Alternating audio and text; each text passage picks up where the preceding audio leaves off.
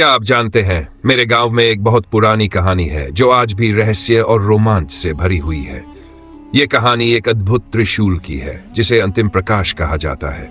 कहा जाता है कि यह त्रिशूल इतना शक्तिशाली है कि यह किसी भी बुराई का अंत कर सकता है, लेकिन इसका गलत हाथों में जाना पूरी दुनिया को अंधकार में धकेल सकता है। यह त्रिशूल देवताओं का वरदान है जिसकी 3 धाराएं ब्रह्मा, विष्णु और महेश का प्रतीक है। इसे पाने के लिए आत्मा की सच्चाई और नीयत की परीक्षा देनी होती है। अर्जुन नाम का एक साधारण युवक जो अपने गांव और लोगों से बेहद प्यार करता था, इस रहस्यमयी त्रिशूल की खोज में निकला। उसके गांव पर एक निर्दयी राजा का आतंक था और वह अपने गांव के लोगों को बचाने का हर संभव प्रयास करना चाहता था। उसने सुना था कि जंगल के बीच एक गुफा में अंतिम प्रकाश छिपा है। अर्जुन ने ठान लिया कि वह इस त्रिशूल को हासिल करेगा। रात के सन्नाटे में जब पूरा गांव सो रहा था, अर्जुन जंगल की ओर निकल पड़ा। रास्ता भयानक और डरावना था। चारों ओर घने पेड़, अजीब सी आवाजें और ठंडी हवाएं उसकी हिम्मत को चुनौती दे रही थीं।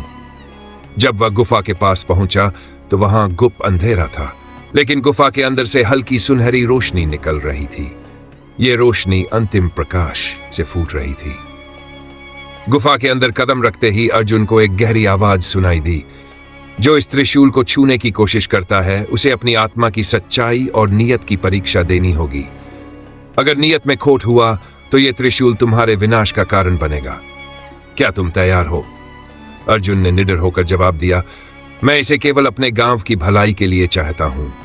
आवाज ने उसे चेतावनी दी, ध्यान रहे, यह त्रिशूल केवल एक बार अपनी शक्ति दिखाएगा। गलत इस्तेमाल से सब कुछ नष्ट हो सकता है। अर्जुन ने त्रिशूल की ओर हाथ बढ़ाया। जैसे ही उसने उसे छुआ, उसकी आत्मा की परीक्षा शुरू हो गई। उसकी आंखों के सामने प्रकाश और अंधकार का खेल चलने लगा। उसकी सच्चाई और साहस ने अंततः त्रिशूल को उसकी ओर झुकने पर मजबूर कर दिया। अर्जुन ने त्रिशूल को उठाया और गांव की ओर लौट आया। गांव में पहुंचकर उसने देखा कि राजा की सेना ने पूरे गांव को घेर लिया है। आग की लपटें, लोगों की चीखें और तबाही का मंजर देखकर अर्जुन का खून खौल उठा। उसने त्रिशूल को उठाया और आसमान की ओर तान दिया। त्रिशूल की 3 धाराएं सुनहरी रोशनी में बदल गई और देखते ही देखते दुश्मन की पूरी सेना राख में बदल गई। लेकिन उस शक्ति ने निर्दोष ग्रामीणों को भी अपनी चपेट में ले लिया। अर्जुन घुटनों के बल गिर पड़ा और फूट फूट कर रोते हुए बोला, मैंने इसे भलाई के लिए इस्तेमाल किया था, फिर ऐसा क्यों हुआ?